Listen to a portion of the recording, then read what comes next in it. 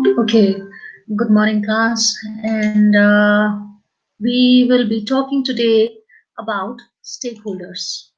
Okay, so to actually start with it, let's actually start the chapter today with we're talking about the conception or the concept of company and stakeholders. So conception of company, when we talk company, what is it? When the conception comes from the word concept, what is the concept of company talks about? It's talking about a set of relationships. Okay, it's relationships where managers adopt a concern towards all its stakeholders.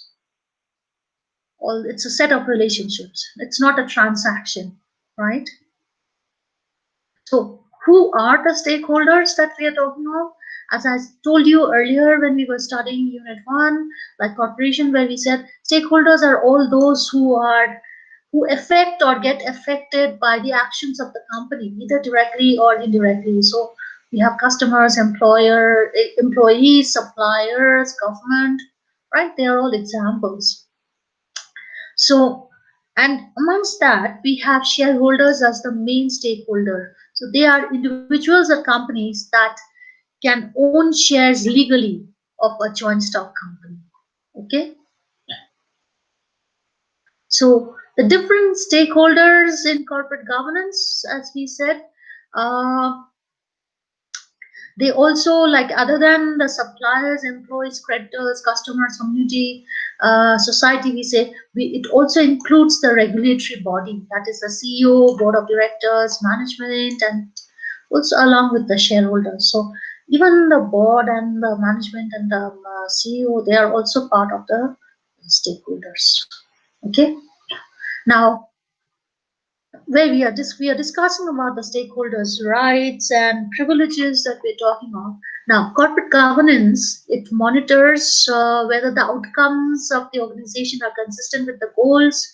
It motivates the organization to maintain its direction, right direction, or sometimes alter the direction to come up with better results, which would adhere or go with the initial goals, right?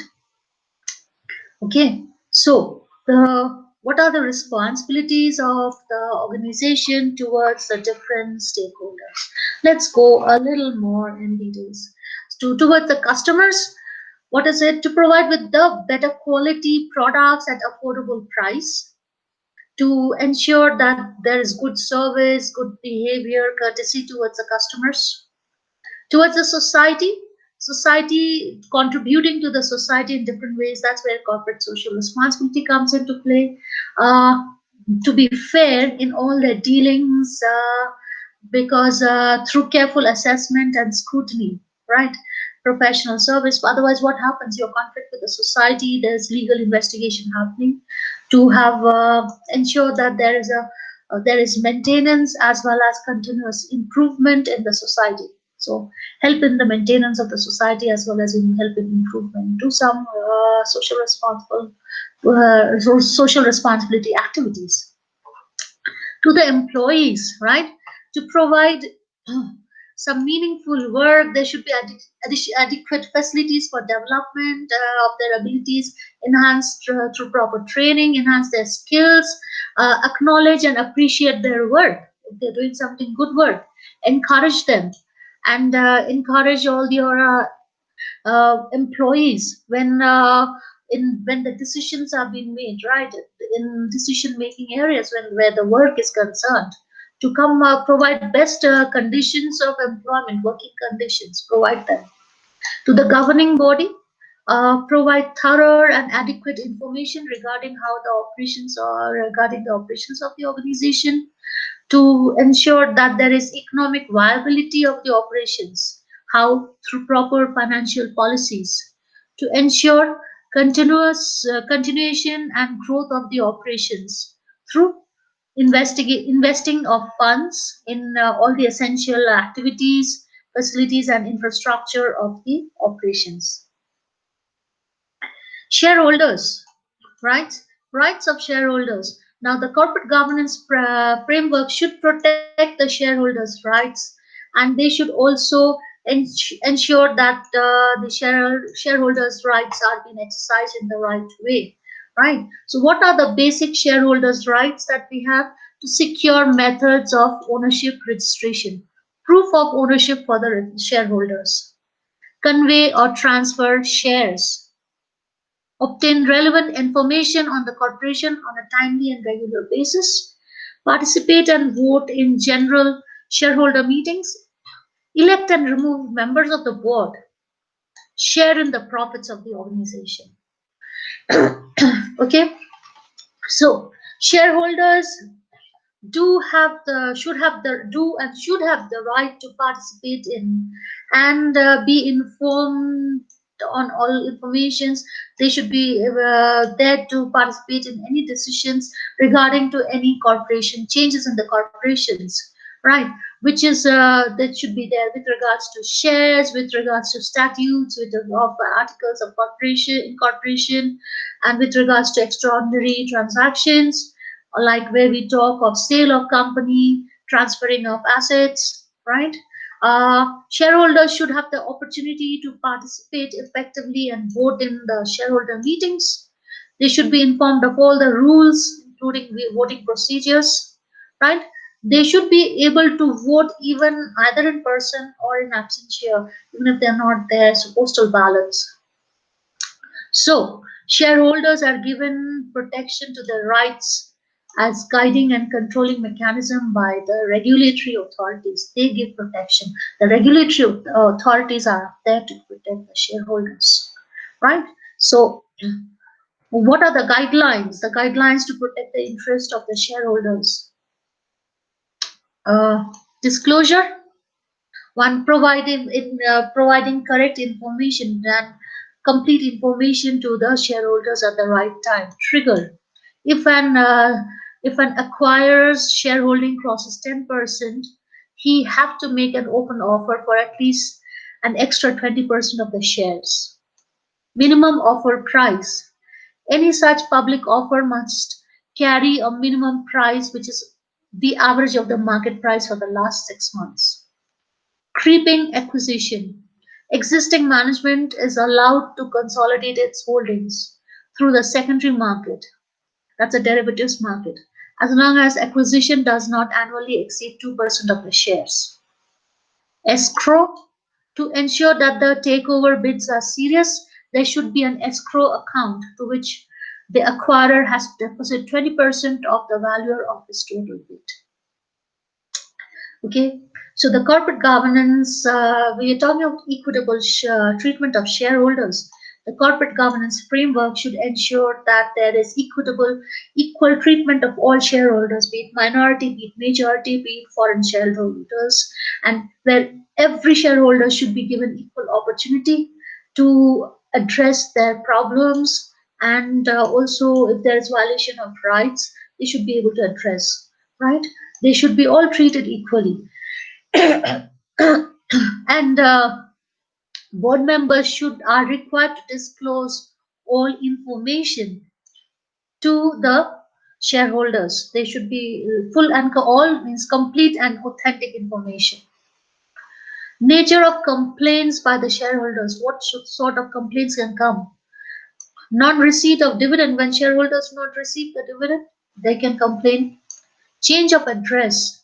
Shareholders who hold shares are requested to intimate their change of address, right? When they change their address, they should be informing it. When they do not get when we talk of the certificate, share certificate, when shareholders are they're buying shares but they do not have certificates, so that's the problem. Transmission of shares, right? That's transfer of shares. Like that also happens when death, bankruptcy, or marriage, when they want to change the transfer the shares. There also problems can happen. Transposition of shares. Transposition of names of shareholders, that is change in the order of names, change in the order of names, right? that also has to be duly approved by all the shareholders and submitted in original. Other complaints that can come up is where we talk of changes related to where we talk of bank address, transfer of shares, non-receipt of financial statements. These are the other type of complaints. Okay, so corporate governance and other stakeholders. An ideal control system should regulate both motivation and ability, right? Uh, Effective system of corporate governance has both internal and external aspects that has to be taken into consideration if the organization has to succeed, right? So internal aspects, that's when we're talking of the governance, they look into, they're taken care of by the organization. The measures are the ownership structure, the board of directors, committees, um, internal control, risk management, transparency, financial reporting. And the external aspects is market oriented. It can be in the form of credit making and other social requirements. So these are the internal and external corporate governance controls. Now, I'm not going into details of this because we have already studied this in the first unit that when we discussed more in details in corporation. So let's go actually to private versus public corporation. What is the difference between a private and a public company? First thing is, shares in a private company may not be offered to public, okay, may not be offered, but it is done in case of public companies. It is offered. Public companies do offer their shares to public. They do it. Private, they may not. Okay. Now, what also happens, the other distinction that comes up is with the total number of shareholders and the existence of public market for the shares, right?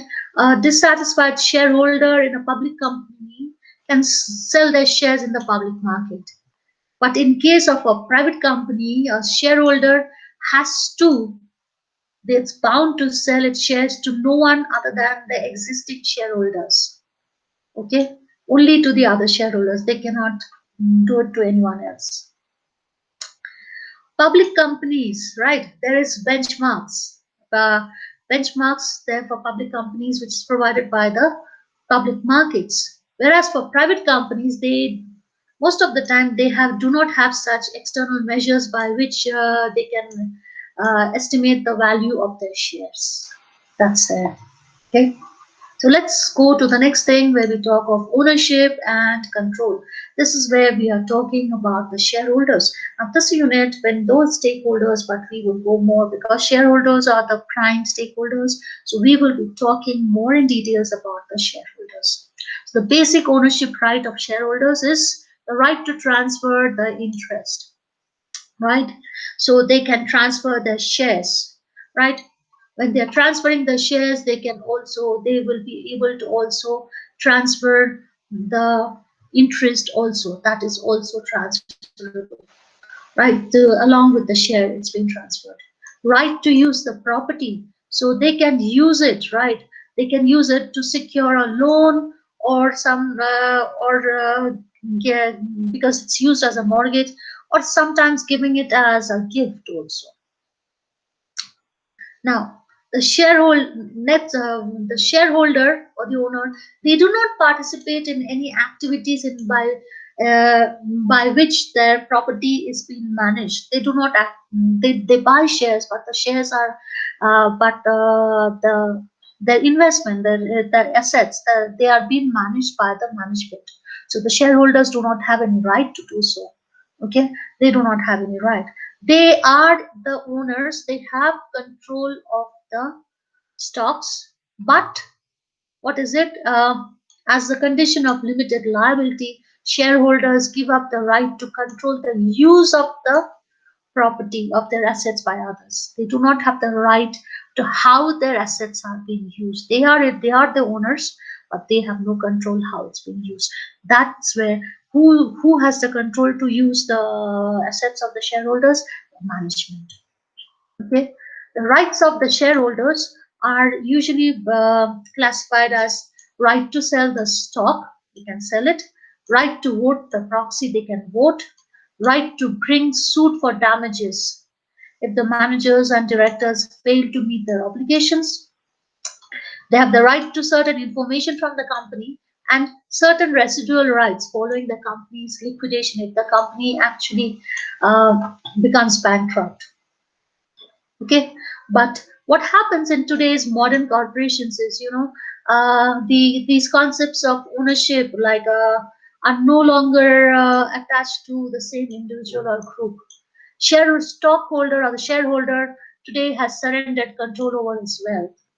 He provides the capital, he's a supplier, he's a risk taker, but the ultimate responsibility and ownership is it's attached. These ultimate ownership and responsibility is attached to stock ownership.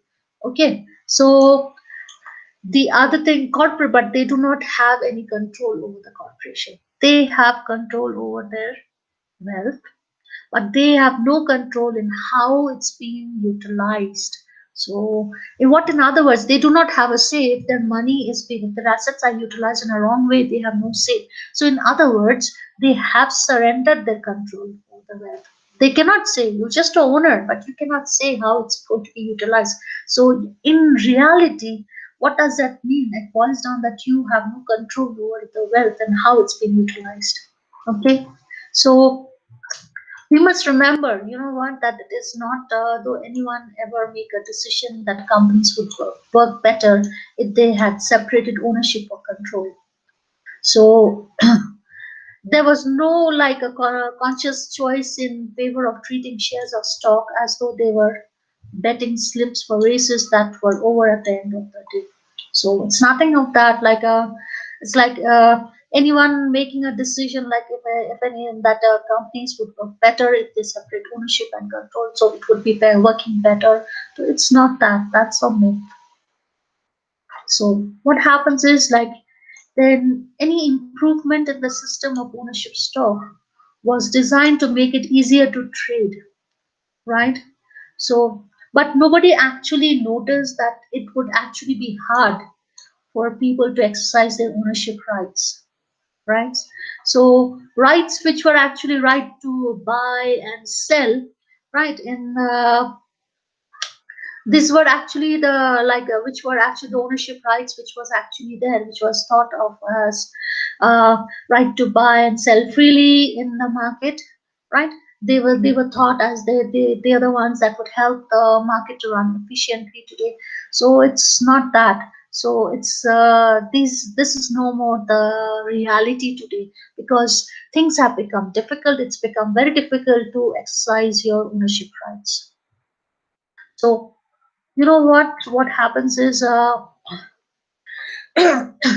shareholders ability today, what it's come to basically to actually to their monitoring has it's of the how the ownership, how the company is functioning. It's no more actually realistic in nature. It's difficult for the shareholders to actually see how the companies are performing, right?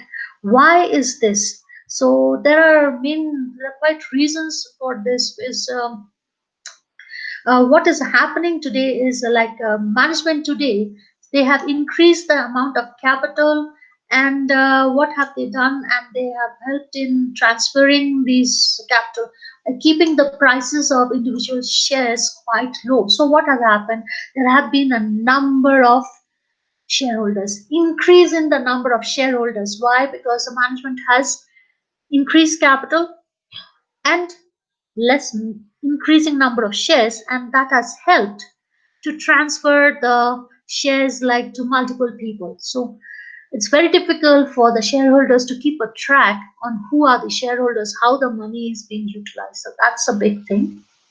And there's another thing, where what happens is like basically when, because of the increasing number of shares, it has given an advantage to the management. Why? Because shareholders, it's very difficult for the shareholders to actually have information. It had difficult. How would you get to know as an individual shareholder who's selling, who's buying, who's there, who are the other shareholders, where are they? So, and it's, if you don't have proper information, it's very difficult to monitor. So, its management is having a upper hand. So today what's happened is shareholders consent is nominal. Like you don't have to get in touch with the minor shareholders. So whether they vote or not, it doesn't matter. And management can vote on their behalf, and that's it. So shareholders consent is tainted. Shareholders consent is tainted. Why? By a conflict of interest. When an institutional investor is pressurized to vote in favor of a management proposal. So you're forcing, it can happen. Their consent can get tainted when you force them to vote in favor of management. You have to force. Yeah, sometimes small, like otherwise they'll be actually threatened. Sometimes shareholders' consent is also coerced. Coerced is when, you know what, like when management actually ties an action, which they comes up with an action that is attractive to shareholders, right? Like special dividend, so which will otherwise be contrary to their interest. They're providing some benefits, luring them with some benefits, and then coercing them to actually agree to what they say, right? Tainted is when the position gets harmed. Coerced is force. So you, how do you force through? You actually manipulate. Coercing is manipulation also. You're for manipulating them and through some attractive incentives, which otherwise would be against the interest of the shareholders. Okay, so uh, as we've already discussed before, you know, one of the essential rights of ownership is right to transfer ownership to someone else. That's there. Uh, but in order to make the stock to be freely transferable, shareholders have to have limited liability and shares have to trade at a fairly low rate, right? But what happens? Both these conditions, they loosen the connection of between ownership and control. So if you are owner, you have the right to sell at whatever price you want. Now here what's happening, if you want to sell it, you should shareholders, as a shareholder, you should have limited liability, you should not say anything, and you should sell your shares at a low price. So you lose control. Okay, universal transferability, right? That is also under is being criticized. It's criticized. Now, what happens as an investor? The shareholder has to look into the company's performance, right? Because they have invested their money, so to protect their investment, they have to look into it, right? But so what happens in the today? What is there? It's you do not have the concept of exit or sale, and the what we have is shareholder, what they used as their voice or ownership rights. So that gets hampered, right? So that is where the problem comes up. And you cannot readily exit the market share because there are certain terms and conditions which are being imposed today on the shareholders. So universal transferability, you can transfer your shares to anywhere and everywhere. It's becoming difficult today. So next thing that comes up is ownership and responsibility. So if you look into it, what does it seem? That the shareholders are victims. They are victimized, right? And the management and the board, they are the ones who are the real criminals. It's not that. There's another side of the story. There's no innocent shareholder. Okay, there's nothing called innocent purchaser of stocks. Why? What is it? Like the person, you know, when uh, any person who has a chance to earn profit, right, or the chance to get a greater return, would actually want to invest. They go down up of, like they would do it. They would actually, if they have a chance, whether it's with anything, like they would have it. Mm, they would actually go for it if it's there. They would do it. Are they really looking into it? Are they really looking into what the company's performance is? No. If most people would, they're very greedy. You have anyone offering a greater return, you said, okay, you invest, you get this amount of money, and so they would go in for it.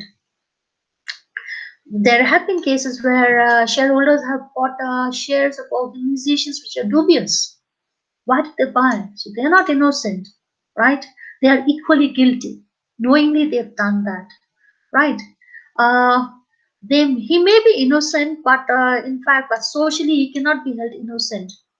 He's getting the benefit of that system.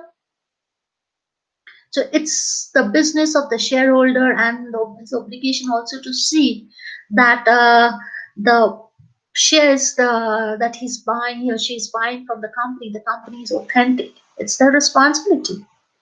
And that doesn't happen always. Okay, so when we talk about from the point of community, welfare of the community, welfare of the workers in the community, uh, what is called a democratization in the ownership through distribution of stock is positively harmful. It's harmful. Okay, so what happens? It is the responsibility of the shareholders. It's a responsibility of the shareholders when they actually purchase these shares. They have to think from the point of view of the community, the welfare of the community, welfare of the people of the community, people, welfare of workers. Everything they have to take into consideration whether what they are doing is correct. Just because they want some extra benefit, they are purchasing the shares of an dubious company, illegal or dubious company, or fraud company. They are also part of the crime, so they are not innocent. Okay, right? Uh, Few people who are in position, right, continue to have absolute control without any responsibility except to the shareholders, of continuing and possibly increasing the dividends. So the people who are up there in the management, what do they do? If a dubious company, they have no, they have the ultimate control. So what is there? They have no other responsibility other than to ensure that the shareholders are getting increasing number of dividends. So what is happening? That would means the shareholders would stay with them, right? If it is done in a proper way, then it's fine. Otherwise, if it is done in an illegal way, so what happens? It is harming the public interest, right? Also, sometimes there are the minority representation is also denied, right? It's why because it's been dominated by one or two people, and actually so they're dominant, so they remove all the minority shareholders. That's there. That's also again working against the company, against what we say is um, ethics. Ethically, it's wrong, right? So favoring people, certain group of people where shares are concerned. So that's not right. So minority shareholders, and in that case, minority shareholders, what's happening? They do not have knowledge of what is happening in the organization, right? Nobody is bothered, nobody cares about it, right? So that comes, so they are being actually, the company takes money definitely from them, but they are not being given full information. They're kept at dark. So protection to minority shareholders requires what does that companies actually they prohibit from making contracts in which a director has private interest. That all these contracts be declared not valid. Okay, not just it's not valid. It's totally invalid. Okay. Next topic that we have is private and institutional investors. Who are institutional investors? Institutional investors, I could be talking of institutional comes from the word institution. These are banks, pension fund, insurance companies, hedge funds, mutual funds. Okay. Private investors are individuals. It could be venture capital companies, sometimes family and friends. Right?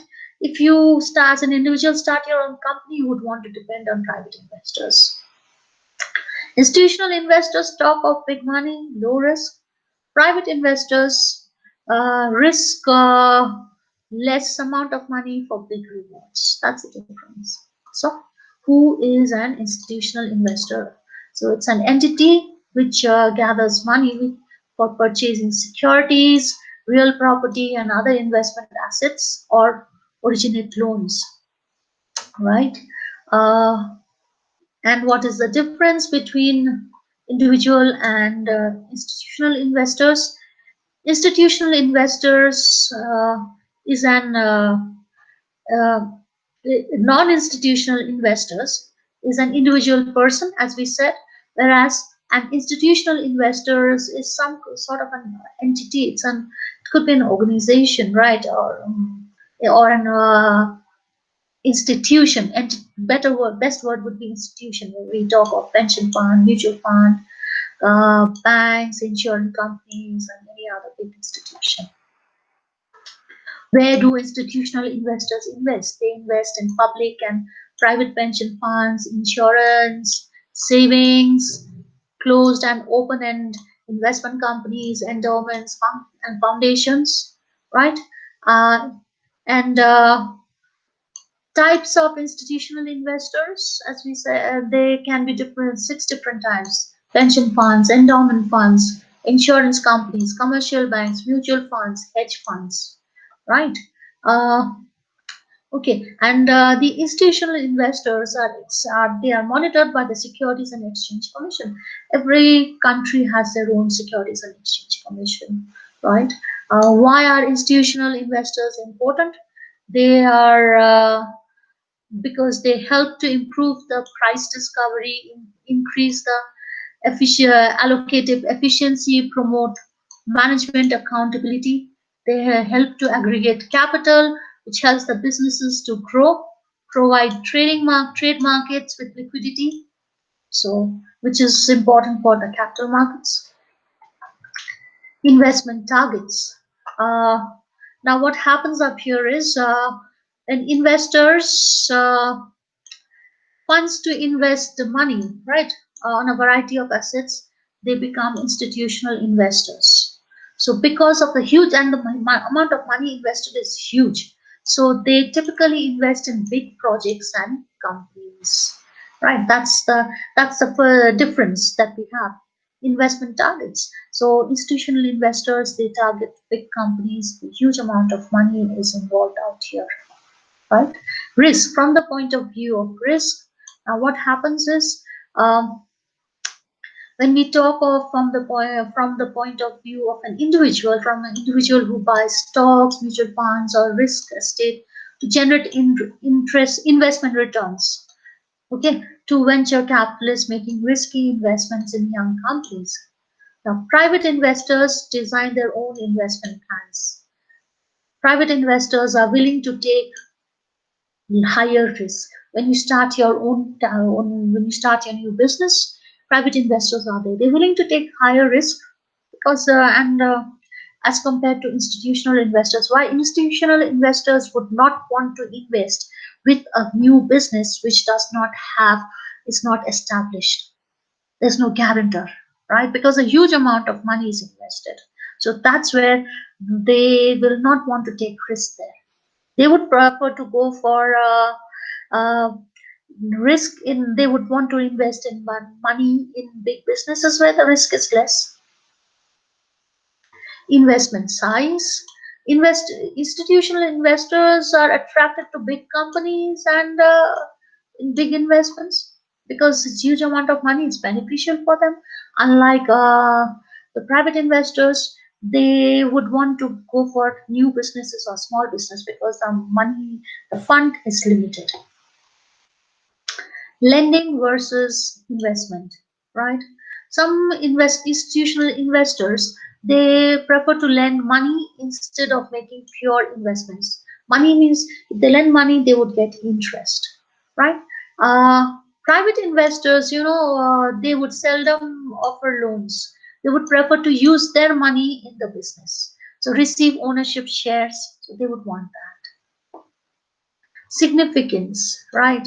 Now both Private and institutional investors they have a great influence or impact on the financial strength of an economy, right? Institutional investors, they minimize risk.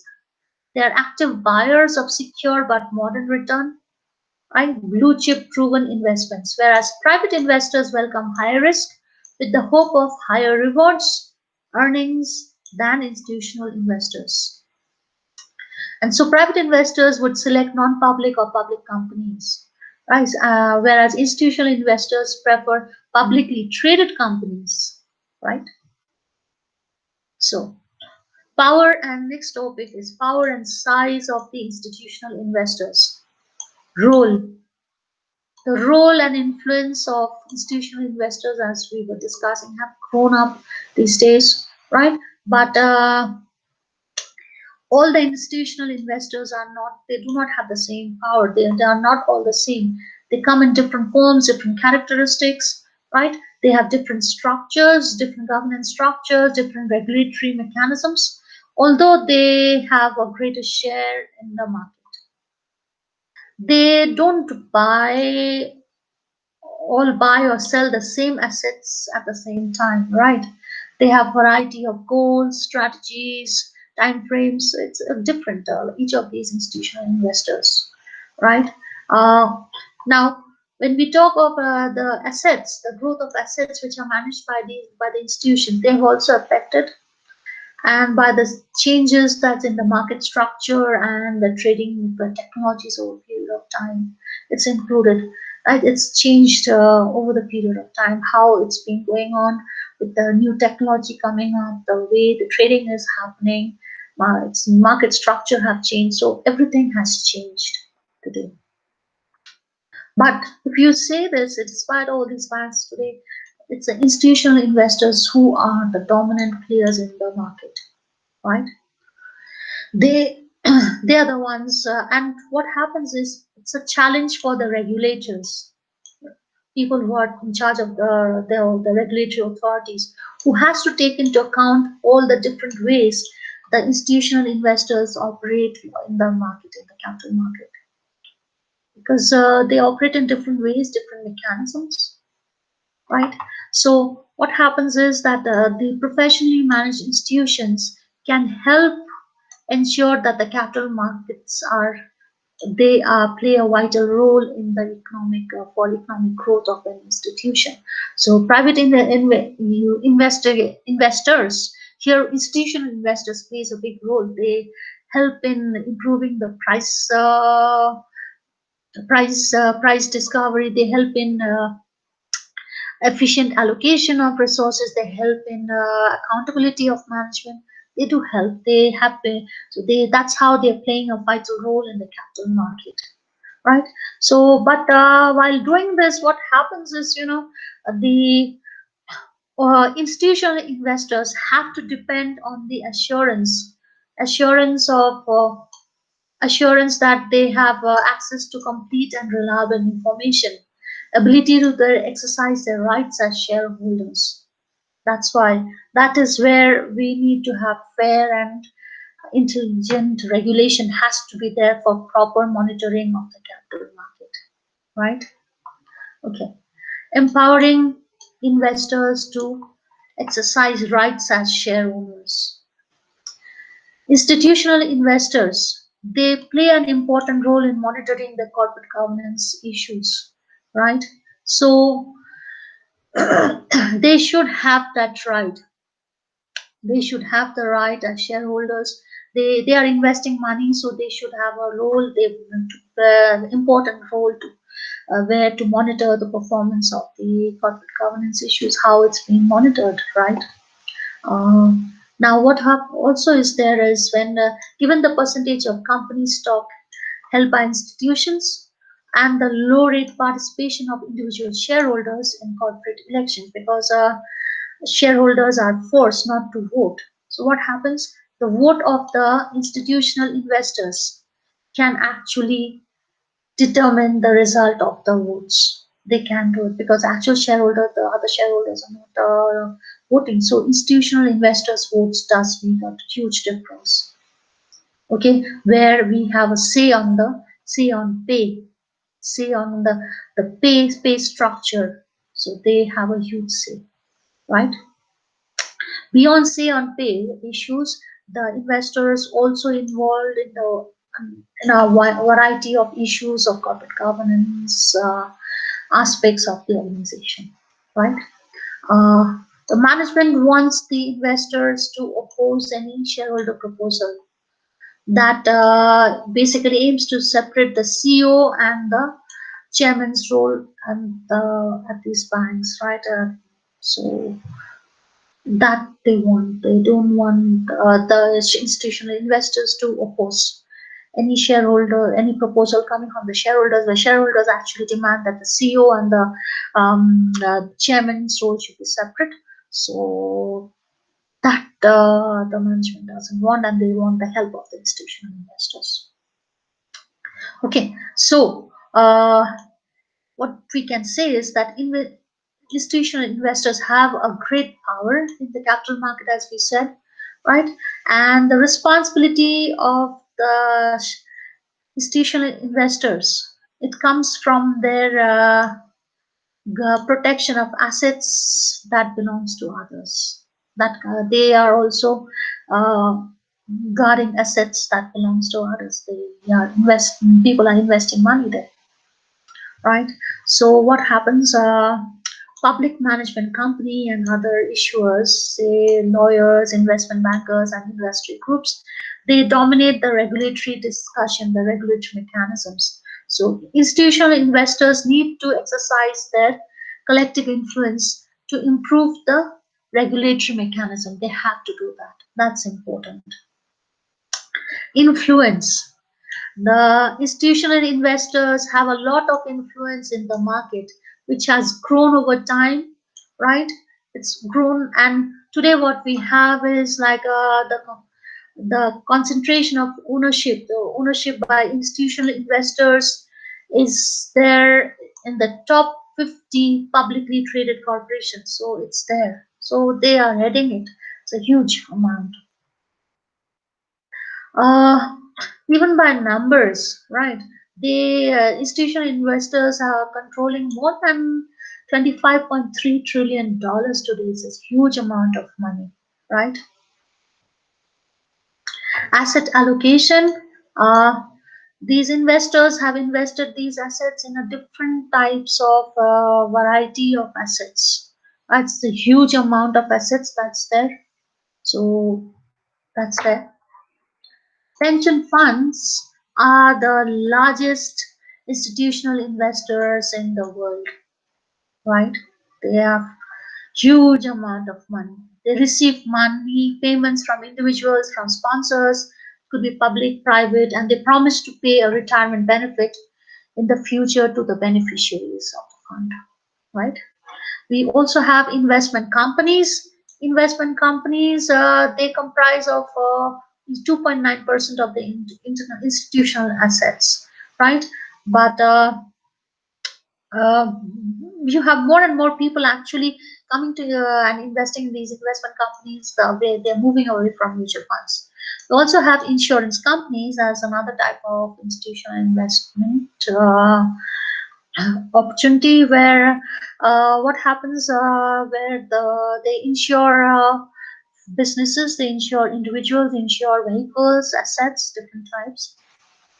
Savings institution is also there, which is the banks, as we have people are investing huge amount of money. Foundations. Foundations are the smallest institutional investor, right? They are actually funded for what happens.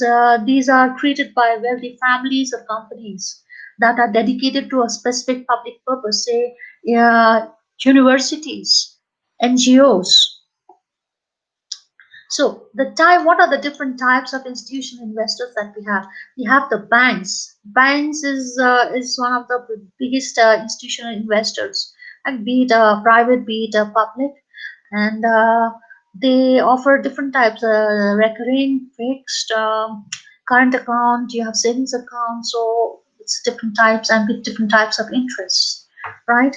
So what happens is these security of the business of the trust may well be the reason for the traditional poor investment performance of the banks. Yes, security is a big problem because we have so much bank fraud cases happening, right? There are so many fraud cases happening. So the security is there. That has become a big question. That's why people poor investment is there. Okay. Uh, but what the thing is, you know what? It's the smaller the community in which the bank is located, more completely is it's to be dominated by the local based businesses, right? So where it's in a smaller community, the local businesses, it's starts dominating it, right? So that's a strange thing about it because banks need businesses, and these the big small places where they are there, big businesses are the ones which provides them with all these businesses, so they control. Next comes up is mutual funds. Mutual funds is you know what, they are trusts according to the terms of investment company 1940, which governs them. So what is, they are basically designed for investors who come in and out on a daily basis, or at least those who want the flexibility to do so. You can anytime invest, you can anytime come out. So mutual funds, you of course you get an interest on that. We'll talk on mutual funds in more details, right? So the investors have the right to take their money out at any point of time at any price, whatever prior the price will be at that day, right? So they can do that. Insurance companies, as we said, right? They actually insure. They are insuring. We get insured for our life. We get insured for the companies. We get insured for our vehicles, for our different assets also, right? Uh, and they are what the insurance companies, uh, they have a symbiosis with the companies in which they invest. They are usually holders of debt services of any company, so it's there. They also have a commercial relationship with the company by providing insurance or a product to meet the company's pension obligations. They are under no obligation to report to their customers. They do not have to report to their customers, right? And like all other shareholders, the collective choice problem makes any form of activism uneconomic, because if when anything like when you have to voice your opinion, it has to be a collective choice. So then it becomes difficult because everyone may not agree to it. What some are benefiting, some are not benefiting, so everyone may not agree to a decision, right? Universities and foundations. Now, universities or foundations is they are also institutional shareholders. Why? Because they are funded through money endowments. People contribute to a fund. The it could be charitable for it could be for educational purposes, right? So NGOs coming into play. So foundations are NGOs. Universities are for educational institutions. Okay, so their money actually for them, the money comes from the alumni, from business executives, from businesses, right? From the academic community. So it comes up huge amount of money. Next comes up is pension funds, which is the largest institutional investors, and it includes the largest collection of institutional capital in the world, right? It's a fund which is established by an employer to facilitate and organize the investment of employees' retirement funds contributed by the both by the employer as well as the employees. It's a common asset pool meant to generate stable growth over the long term. It's safe to invest, right? Provides pension for employees when they reach their retirement period. So let's go into details with some of the important types of the institutional investors. The first is mutual fund. Mutual fund is an investment vehicle which consists of a different type of stocks, bonds, or other securities. They give small or individual investors access to diversified, professionally managed portfolio at a lower price. Right. So what exactly happens is if you want to invest in mutual funds, you go to the financial institution. Banks also have the mutual funds division, and you go to the mutual funds division, and which there is a manager and asks you that you want to invest. When you say, they will give you a form where you fill it up, and where there is a preference, what sort of investment do you want, with low risk, zero risk, low risk, medium risk, or high risk, and the manager, actually mutual funds manager, guides you which would be the best. Accordingly, you fill up. You can invest any amount of money, and then you need to create an account that's called mutual funds account, just like a savings account. So all your interest on the mutual funds investment goes to that account, right? If you want to increase your investment at any point of time, you can do so. If you want to just withdraw all your money, you can do so. If a particular investment portfolio is not doing well, then managers will inform you that to sell that asset and buy another one. It's your choice to do so. That's how it works. Okay, right.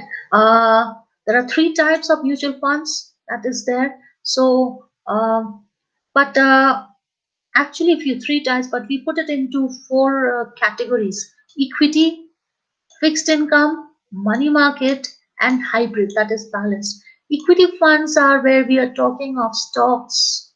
Okay, fixed income mutual funds are government treasures or corporate bonds. So is it good to invest in mutual fund? Why do we invest? To earn higher returns from what the traditional investments offer, and it's also more tax efficient, right? And short-term as well as long-term gains from mutual funds are taxed in a way that it doesn't eat into the returns. You will still have the returns, right? So what are the benefits of mutual funds? One is diversification. Diversification because of variety of assets with different risk, and also professional management. It's managed by, it's taken care of the mutual funds manager who has sufficient expertise on this, right? So as we said, the different types of mutual funds is equity, fixed income, that is bonds, money market, that is short-term debit, and both stocks and bond, that is balanced or hybrid. Okay, right. uh, we just have, so money market, when we go into it, when we talk of money market funds are mutual funds that investors would actually use. They're using it for relatively low risk holdings. They are invest for short term purposes. Okay, and they pay out earnings in the form of dividend. They are in the form of dividend, right? Bond fund is a type of mutual fund where investments happen in bonds, right? Bonds, it's there, and there is a time period for maturity. It could be short term, long term, intermediate term. Stock funds is where you invest in individual stocks of publicly traded companies, right? And you are actually getting shares, the companies. So what's the difference between stocks and mutual funds, right? Uh, Mutual funds pool a lot of stocks in a stock fund or bonds in a bond fund. So stocks of multiple different companies, bonds of different companies. Okay, you can own a share of the mutual fund, right? Whereas the stocks, when we say stock of a particular company. So what are the advantages and disadvantages of mutual funds? Advantages: diversification, because there are a variety of stock portfolios with a variety of risk. Professional management, it is controlled by the mutual funds manager who has the right expertise. Minimum transaction cost, right? Buying stocks and bonds, like what happens there, it's minimum in the sense, like the mutual fund, the cost of buying mutual funds, it decreases as you increase the size of your assets. More the amount of stock mutual funds assets that you buy, less is the cost of purchase. Liquidity. Liquidity means when you get convert into cash. Now you can actually, you can anytime you can encash your money if you can do it, right? So money invested in mutual funds is generally liquid. You can sell your shares and collect money from open-ended funds, and within 2 business days you can do that. But close-ended funds is you also have something called close-ended, and you have open-ended. Like in open-ended funds, what happens? Investors are not required to pay any transaction cost, whereas in case of close-ended funds, that's basically trade on stock exchange. That trades above or below its net assets or value of funds investment. So you have 2 different types, but whichever the type of funds you're investing in, you can sell your shares at any point of time and get your money. Flexibility. Okay, flexibility in the sense, like what happens is like in case of mutual funds, you are allowed to write checks on your account. Now what happens, like you have your mutual funds account. Say suppose you have to pay someone money, and you do not have sufficient money in your savings account, so you can issue checks from your mutual funds account also. You can issue checks because you are flexible. Okay, low upfront costs. Low upfront cost. Here when we are talking about it, like certain types of mutual funds have financial benefits that make them less expensive than individual stocks and bonds, right? So here what happens is you do not have to pay a premium or sales charge to purchase or to sell shares. You do not have to pay low upfront cost. Like each time you purchase or sell shares, you do not have to pay. It's one-time payment that you make for n number of transactions. You pay that money when you invest in mutual funds. First time you pay a cost, service charge, and that's one time. You do not have to pay. Service. Now, service that come, it's we are talking of the good customer service. Mutual fund companies provide good customer service. They give you information, keep you update. They help you. So that's another thing. What are the disadvantages? First thing is it's lower than market performance. Market, we are talking of shares, stock market, or share market. They give high risk because they're high risk, high returns. But mutual funds, the risk is lesser than the share market, so the returns are less, right? Risk less, returns are less. High costs, right? If you do not analyze the mutual funds market properly, you would end up investing into wrong portfolios, and there would be huge amount of money involved. So it's up to the manager to inform you. So that can happen. Risk. Risk is there because if you start investing only in one type of portfolio and that portfolio does not do well, then you are into trouble. So you need to always invest in diversified portfolios because the loss in one can be compensated by the profit gained by the others. Inability to plan for taxes, because when mutual funds, the n number of buying and selling goes on. So at the beginning of the year, it's very difficult to tell how much tax you have to pay on your mutual funds because you do not know how much investment is happening, what's going to happen, when the interest is going to go up or so it's at the last moment, and you will have to bank on your portfolio manager to tell you the last moment. You cannot plan it. Premiums or discounts. This comes with the with your demand and supply of the mutual funds. Like when there is demand, so you will get a premium. When there is less demand and there's huge supply, so what happens is then discount is given to you. Like yeah, so that comes up. It's just as the demand and supply of a product. That's how happens. Demand increases, you get more benefit. It's excess supply, it goes down. New investor bias. More number of people investing in that portfolio.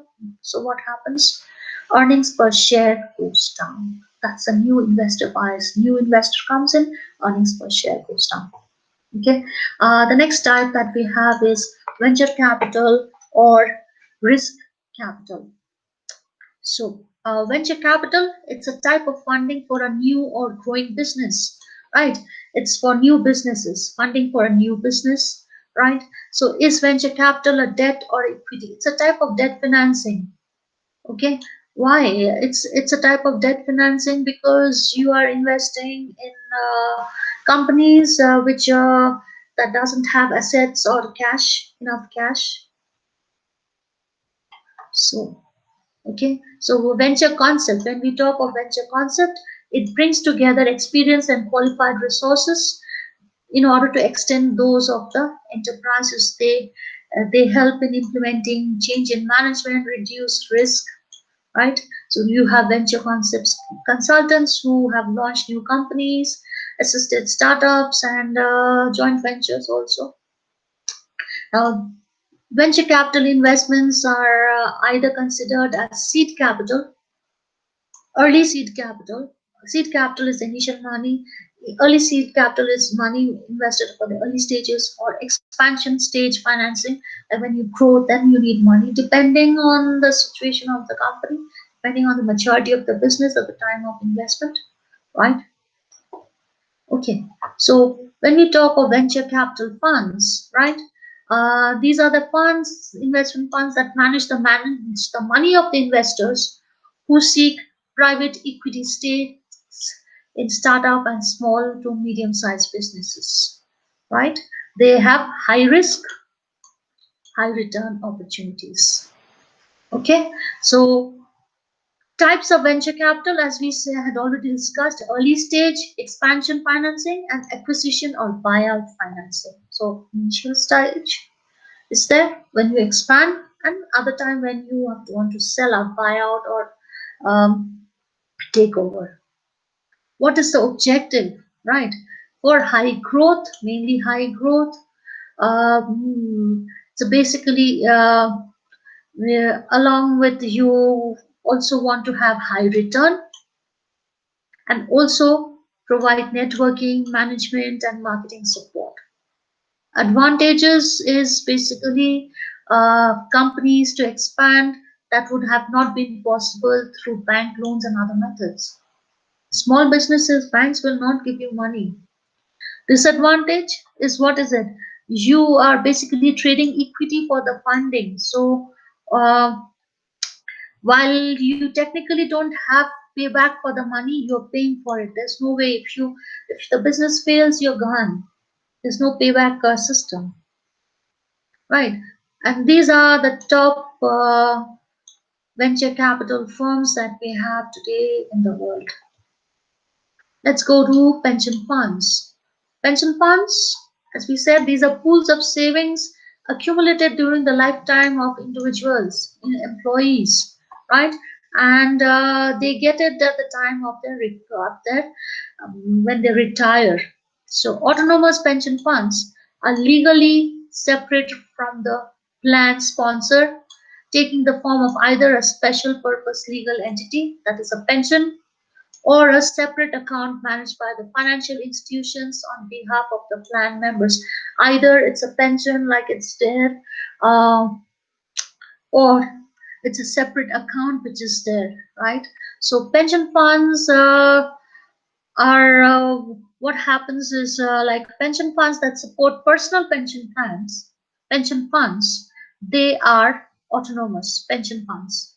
Those pension funds which are supporting all the pension plans of different organizations, they are autonomous, right? It's an institution which is where you have the pension plans of all the employees of different organizations.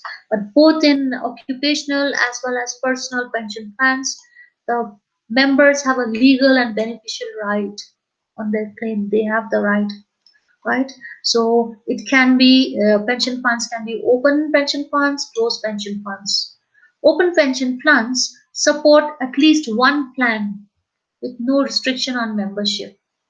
Closed pension funds, on the other hand, they are further divided into single employer and multiple and multi-employer pension funds. Single employer pension funds, what happens? Assets of pension plans, they are established by a single sponsor.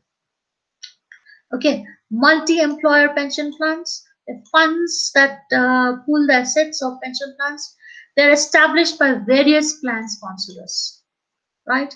Again, multi-employer pension funds can be classified into group pension funds, industry pension funds, and collective pension funds. Group pension funds, it's related to employees of companies that are financially related or owned by a single holding group. Industry, in case of employer, it's industry pension funds. They are actually targeted for unrelated employers but who belong to the same industry. Whereas collective pension funds, it's meant for unrelated employers who that may be in different businesses or different trades.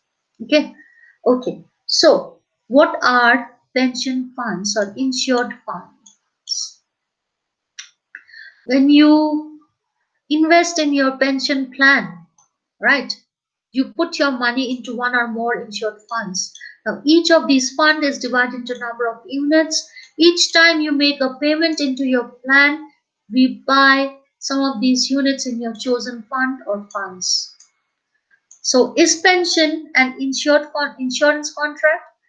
It is an insurance contract that actually specifies that pension fund plan contributions to an insurance undertaking in exchange for which the pension plan benefits will be paid when the members reach a retirement age. So you go on investing money in that pension plan, and so at the time of retirement you get that money along with some benefits. Okay, what are the advantages that you have? uh, the size, like one is the size and expertise that minimizes the collective choice problem, right? So that's the advantage. You have the experts are there who are sitting up there who helps in solving the problem that is there, right? uh, they are widely held, so the pension trustees are good. They are a good proxies for public interest. They are widely held, so they are up there established for public interest. Their pension plans are less restricted by commercial conflicts of interest. So it's not there for earning profit. It's for the plans are for the benefits of the retired persons. Okay, for political and investment reasons, pension plans are becoming increasingly perplexed in their equity holdings, right? So, which is why it's pension plans today are universal and permanent. They have universal and permanent shareholders because those who are getting their money, they are getting money after their retirement and till the day they'll depart from this earth, so they will be getting it, and it's universal throughout. This policy is throughout, right? So yeah, that's why they are permanent. And because if otherwise, what will happen? The government is going to take strict actions if the pensioners' welfare is not taken into consideration, right? Okay. So there, the essential legal structure needed to govern these investors, pension funds, it's already in place, which monitor the way pension fund is operating, which takes care of the pensioners. Main disadvantage that comes up is who is actually watching, who is monitoring the way pension fund is running. No, we know a definite answer. What are the qualifications of the members in the pension funds and trustees? What should be? What, so there's no again no answers. And the members, the people who are running the pension funds, are they really concerned, accountable for the welfare of the pensioners? There have been cases people have retired and have not got their pension, and the pension started after they passed away. Or they have got pensions. There have been cases where after months, after years, the filing cases, and then they get it. It's their legal right. It's their own money, pensioners' money, but they don't get it. So one way to address these problems is to make the qualification of the trustees very much clear. You know what it should be. There is another disadvantage that is also there, that is impact on the capital markets of having such a high percentage of available capital invested, right? So what has happened here is it's a huge amount of money, but that is not invested in the capital market. So from the capital markets point of view, that's also a loss. But you know, it's they are being private and public pension funds have been criticized in this aspect because they have not invested in the different investment strategies. So they have said that they fail to take opportunity of earning huge amount of returns, right? So but that's basically the thing. But then again, they also been said that they are more concerned about thinking about the benefits of the pensioners, so social investing. So that's what they're being criticized for, that not making investment for getting higher returns. They're thinking only from the social benefits, like the social benefits here means benefits of the pensioners. So, but one has to remember that it's the money of the pensioners. You cannot play with the others' money, right? Okay. Then we come up to insurance funds. Insurance fund, what? It's a common fund uh, that is up there. It's there to, can be in the form of stocks, bonds, cash, other rights, where it ensures a person's life. It comes up, and how do they actually the insurance works? Um, they pool money to pay claims. Okay. Firstly, secondly, insurance companies pay for expenses involved in selling and providing insurance protection. Thirdly, insurance companies invest money. Earnings from investment help to keep down the cost of insurance to policymakers. So, what's the difference between a life insurance and a pension? Pension is provided by the company that you work for. They give you after you retire, right? Life insurance and the other one is it's a venture that you where you invest money to for your protecting you, ensuring you for about your life. And it could be this could be in terms of like the in term period could be like a short term, it could be long term, it could be an average. And at the while what happens is like once if you in your absence your family gets the benefit, right? So you're actually securing the future of your family. So what's the difference between life insurance and mutual fund? I mean, life insurance, in other words, is a protective scheme that helps you to secure financial future of your family in your absence. Mutual fund is an investment pool that helps you to enhance your wealth through market linked investments. Okay. What assets do insurance companies hold? They are derivatives. They are derivatives. One is the derivatives that we have: contract loans, security lending, real estate, preferred stock. The four types of insurance that you have is life insurance, health insurance, disability insurance, auto insurance. Okay. What are the benefits of insurance? It's payment of the losses, right?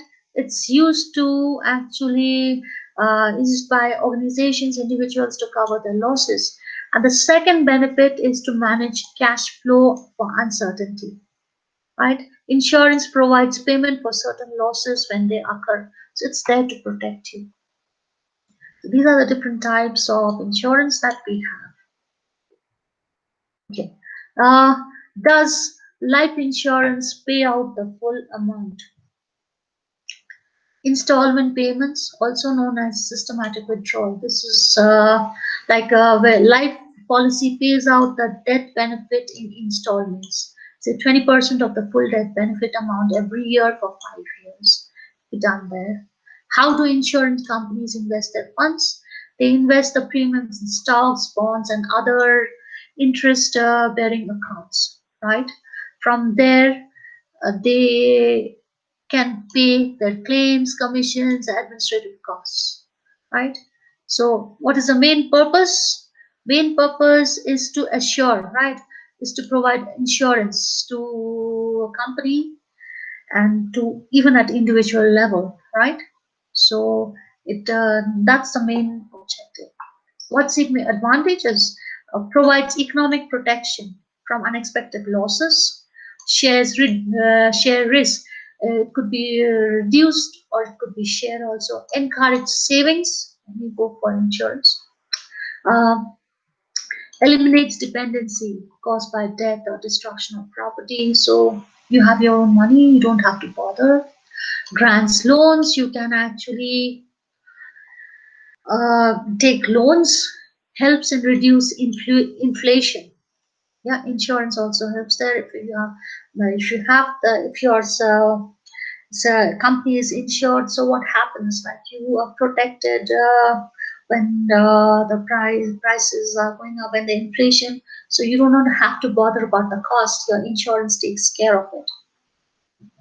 Helps to develop economy. So sometimes the insurance companies, they invest premiums in stocks, bonds, and other interest-bearing accounts, which helps the economic growth. When you invest, what happens? It's a broader scale. The economy is also getting benefited.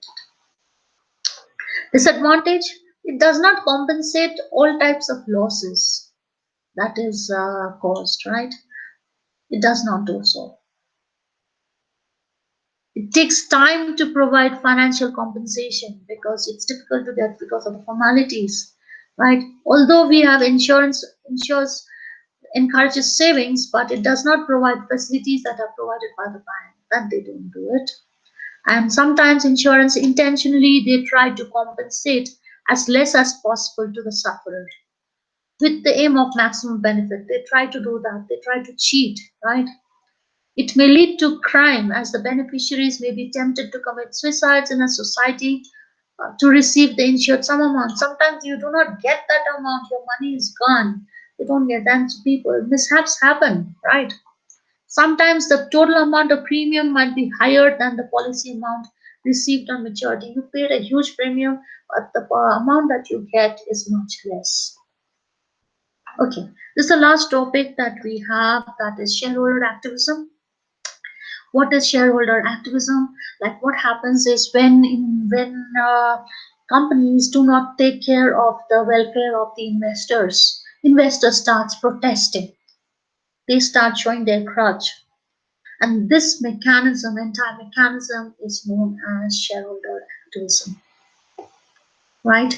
And the shareholder who takes the lead role, right, is called an activist, shareholder activist, or activist shareholder.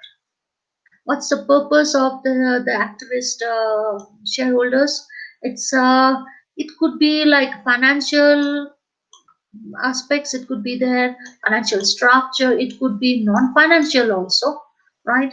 Where disinvestment from particular countries, adoption of environmental friendly policies, it could be anything.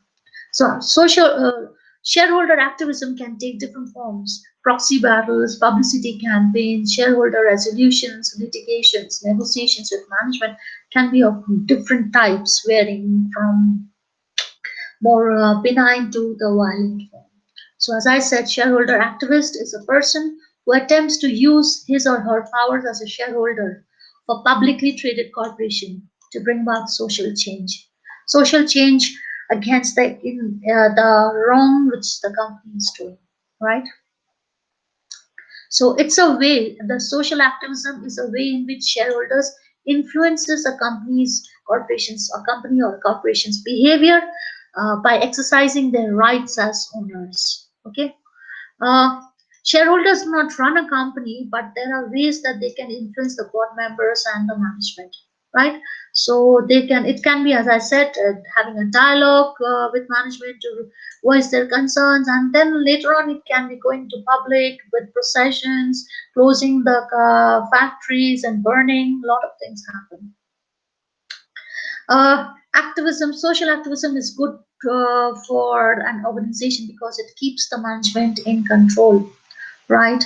Uh, Now, the institutional shareholder committee that was in UK, right, which they came up with certain when they set up their policy, they came up with certain clauses regarding which talks about clarifying the priorities attached to particular issues and when they will take action. This is with regards to the shareholders, right? Monitoring the performance and establishing where necessary a regular dialogue with portfolio companies should take place. So the shareholders committee had actually laid down this. Intervening, they should intervene wherever necessary, evaluate the impact of their activism if they go, what could be the impact, reporting back to clients or beneficiary owners.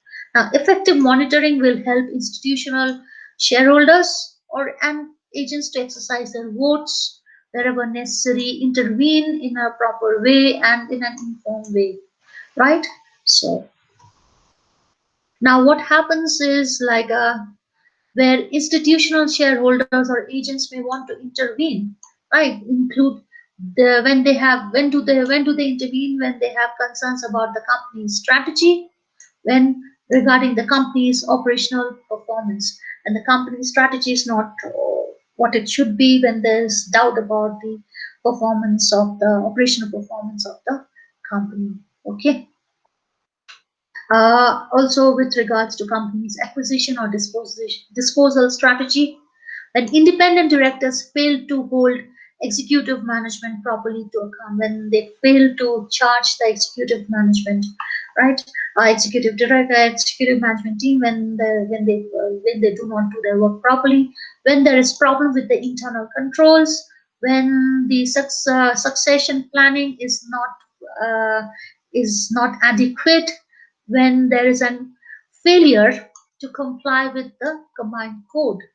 Okay, when the remuneration package, incentive package is not properly done, and when company does not have a right approach to corporate social responsibility, right? So if boards do not respond to this, to the concerns of the shareholders, then what will happen? Then that problem will just escalate and it will take a major shape. That if they do not respond to shareholders' concern, then that's where shareholder activism starts happening and takes a violent form. So it's up to the board members to actually respond to the shareholders' concern, have a active dialogue, and solve that problem. So, this is a very famous case on shareholder activism, which is called the miners shift the burden of proof on activism. So I want you all to actually go through this, and we'll discuss in class like what happened and what was the result and what was the consequence. Okay, so that's all that we have in stakeholders. Like if you have any questions, we will discuss in class. That's all that we have today.